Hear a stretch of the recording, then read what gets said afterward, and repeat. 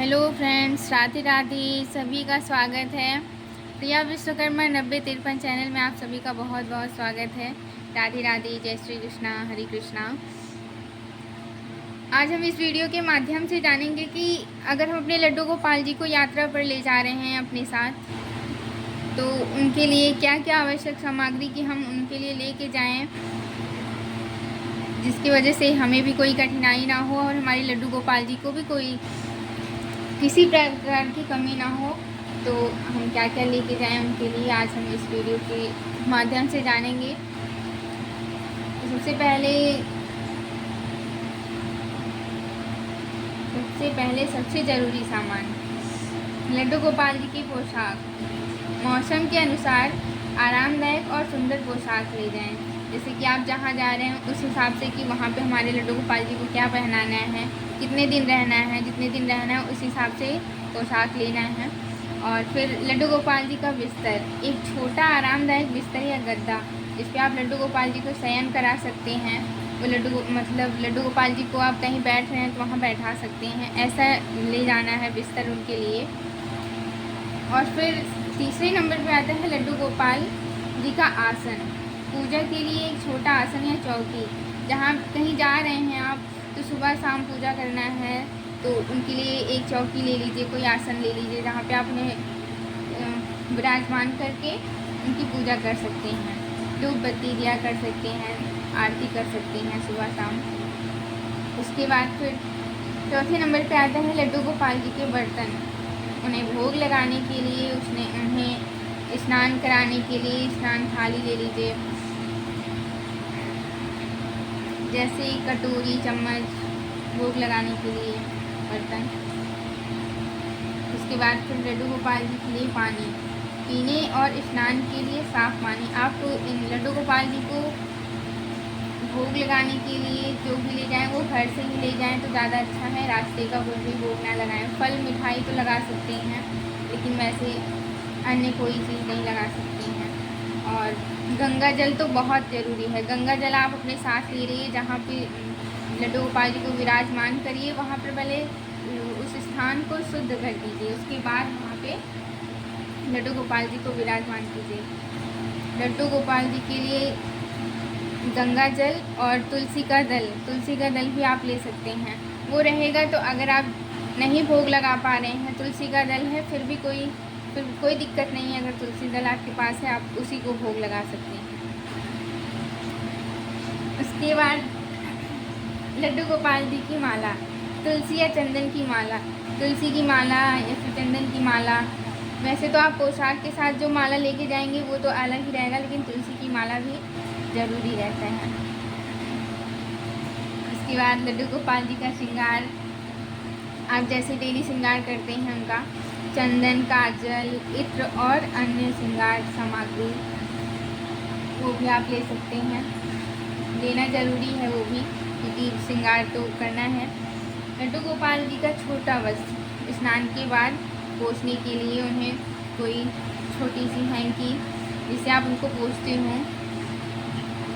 और रात में सोते वक्त उन्हें हल्के कपड़े पहनाने के लिए ले लीजिए पोशाक के साथ।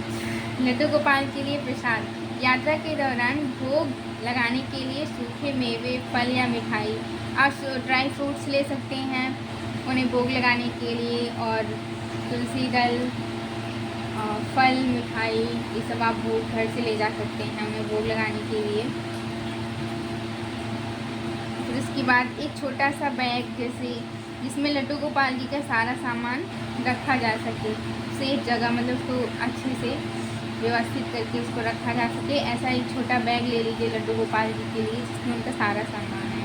धूप या अगरबत्ती, पूजा के लिए सामग्री, जैसे कि जो पूजा के लिए सामग्री चाहिए उसका, पूजा के लिए धूप या अगरबत्ती ले लें, दीपक ले लें जिसमें आप दिया जलाते हैं, गीता या अन्य धार्मिक पुस्तक। आप गीता जो आप डेली पढ़ते हों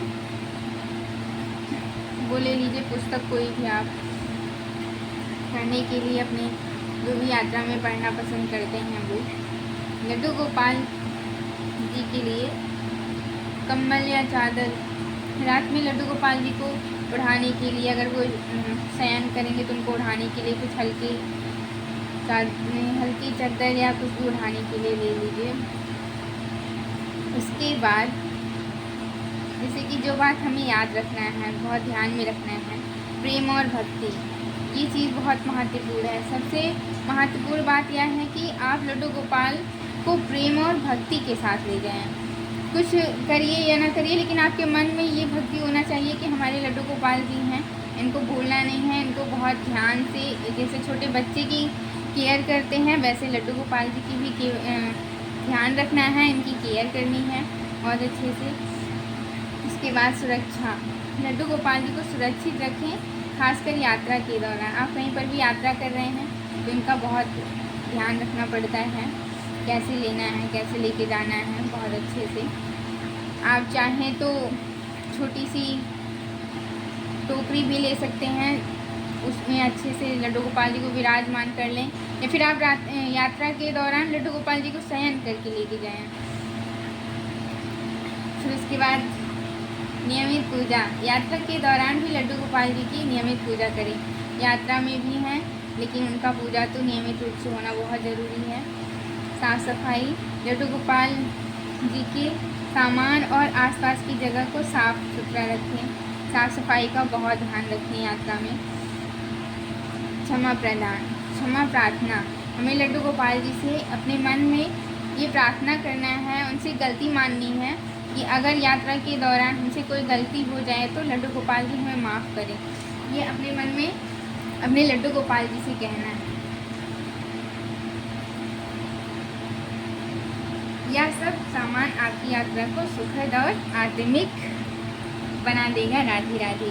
यही सब बात थी, इतनी ही बात थी। यही बात अगर ध्यान में रखेंगे तो हमारी यात्रा सफल होगी। और अगर आप ये वीडियो देख रहे हैं तो बात ये, अगर आप ये वीडियो देख रहे हैं तो हो सकता है आप कहीं यात्रा पर जाने वाले हों, तो हम सबकी तरफ से आपकी यात्रा शुभ मंगल हो।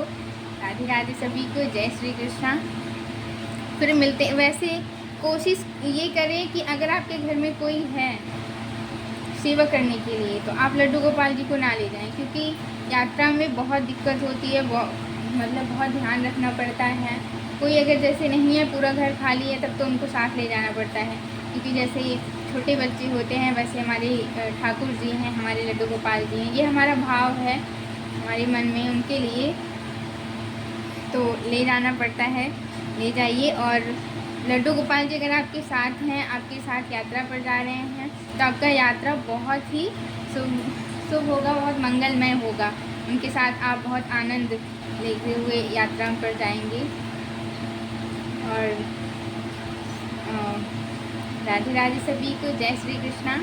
मिलते हैं फिर नेक्स्ट ब्लॉग में। राधे राधे।